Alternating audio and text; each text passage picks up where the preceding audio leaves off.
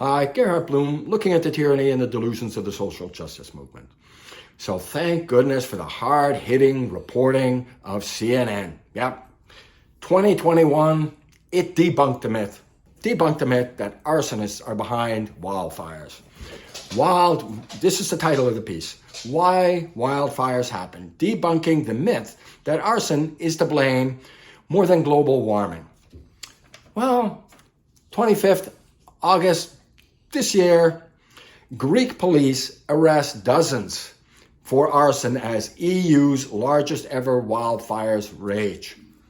Yes, these climate hysterics will do anything to convince you of their narrative, right? Gluing their hands to walls and other such nonsense, blocking roads, and setting fires. I have no doubt in my mind. It's the same reason why you get all of these hate crime hoaxes, right?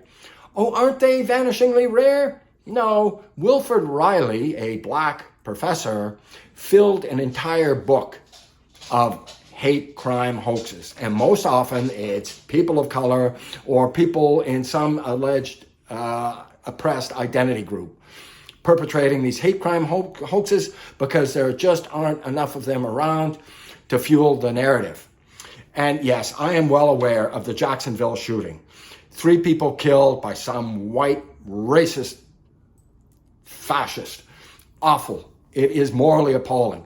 But this isn't a whites only phenomenon. In fact, blacks commit the most racist hate crimes out of any group in the United States.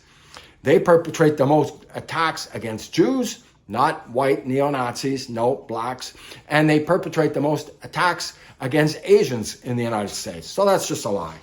And April 2022, the New York subway attack. I don't know if you recall. If you're in New York and take the subway, you certainly recall. A gunman set off smoke bombs inside the subway and then started shooting a barrage of shots. 10 people were hit in some horror-filled episode by a black man.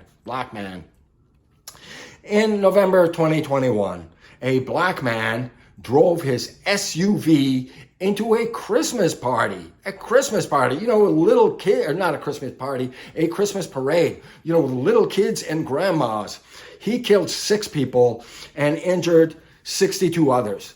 And when you speak of injuries from getting hit by an SUV, you can best believe that a great many of these their bodies have been destroyed, and their lives destroyed because of this. I mentioned this before, this tribalistic, racist dividing of people. Whites are oppressors, black are oppressed, and it's breeding division and fueling racial animosity. Excellent book by Carol Swain, The New White Nationalists. They absolutely love this language of racial division. You want to race shame young white men, and you want them to feel sorry for being white? This is not how attacks on identity, how people respond to them. They double down. This is dangerous.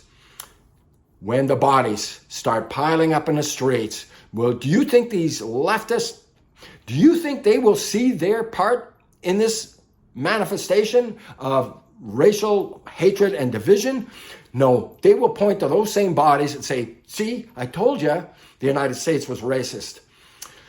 This is a very dangerous game to play for minorities in particular.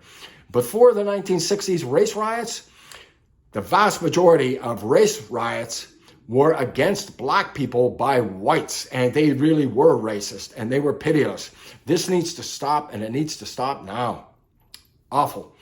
Anyways, hope you check out my book, Deconstructing Social Justice. It's available on Amazon. Not important because I wrote it. I wrote it because the issues could not be more important. And yes, I do some thoroughgoing debunking in that particular book. And you can check the notes at the end of the book. Heavily cited. This ideology thoroughly debunked, and it's coming for you. Thank you so much for your time and attention. If you enjoyed the video, please do drop a thumbs up. Thanks so much for your time and attention. Now, bye-bye.